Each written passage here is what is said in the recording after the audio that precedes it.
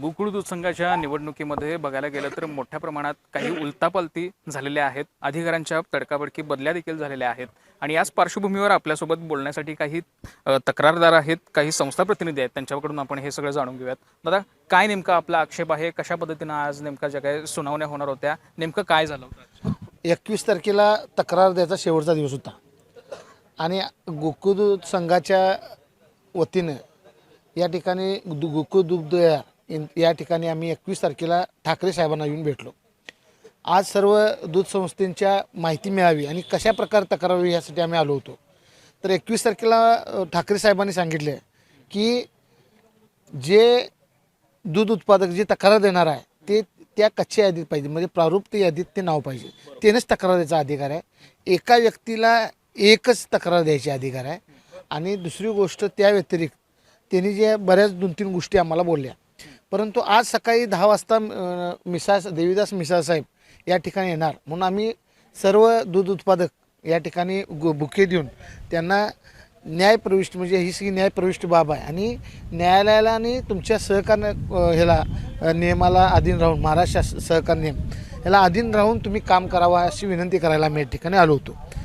त्यानंतर 11 वाजला यानंतर आल्यानंतर या ठिकाणी लक्षात असं आलं की आज ज्या सुनावण्या झाल्या त्या सुनावणी जे लोक जे येणार होते किंवा ज्यांच्या नावावर सुनावणी होणार होती त्या लोकांना ह्यांनी नोटीसच दिली नाही किंवा त्या संस्थेला नोटीस दिली नाहीत.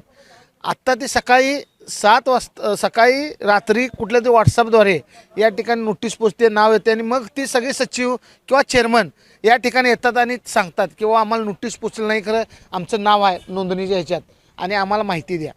हे आल्यानंतर आम्ही यांना विचारलं ठाकरे साहेबांना. ठाकरे साहेब म्हटले की 11 वाजता 11:30 वाजता या ठिकाणी मिसाळ साहेब येणार आहेत आणि त्या ठिकाणी तुम्ही संबंधित मिसाळ साहेबांना बोला. 12 वाजता लोक येऊन थांबलेत, वकील येऊन थांबलेत आणि काय आम्ही तुमचं जर मतच याय नाही, फक्त संस्थेचं नाव आलं आहे, मग आम्ही उत्तर का द्यायचं म्हणून आम्ही त्या ठिकाणी गेलो होतो. तर तिथं काय नाव तुमचं, परजणे साहेब, हातकलंगलीचे जे उपनिबंधक आहेत परजणे साहेब, ते डायरेक्ट येऊन खुर्चीत बसल्यानंतर आम्ही त्यांना विचारलं तुमची कसं का तुम्ही आलं, तर ते म्हणले की या ठिकाणी माझी बदली झाली आणि आज देवीदास मिसाळ साहेब जे आहेत ते वैद्यकीय काम, त्यांचं वैद्यकीय उपचार आहेत आणि दवाखान्यात आजार आहेत, त्यामुळे ते या ठिकाणी येऊ शकणार नाही, अर्जंट रजेवर गेलेले आहेत. याचा अर्थ या ठिकाणी असा आहे की हे सगळं गौड बंगाल आहे आणि आम्ही त्या ठिकाणी हेच सांगितलं सगळ्या आमच्या संस्थेच्या वतीनं की तुम्ही ज्या एका व्यक्तीवर संस्थेवर तक्रार करायचं असं नियोजन केलं होतं, परंतु आज जर बघितलं तर 1,000 2-2 हजार लोकांच्या एकेका व्यक्तीनं तक्रार दिल्यात, ह्या छाननीनं काढून टाकाव्यात.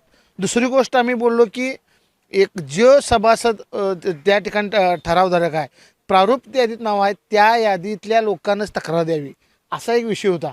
परंतु असे जे कोण आले असतील तर ते नाव काढून टाकावं आणि नेमकं उद्या 450 लोकांना जवळजवळ त्या संस्थेने या ठिकाणी बोललं आहे, नेमकं त्यांच्यावर काय तक्रार झाली हेच जर माहीत नसेल तर ते होणार कसं, तर ती यादी आम्हाला द्यावी अशी विनंती केली.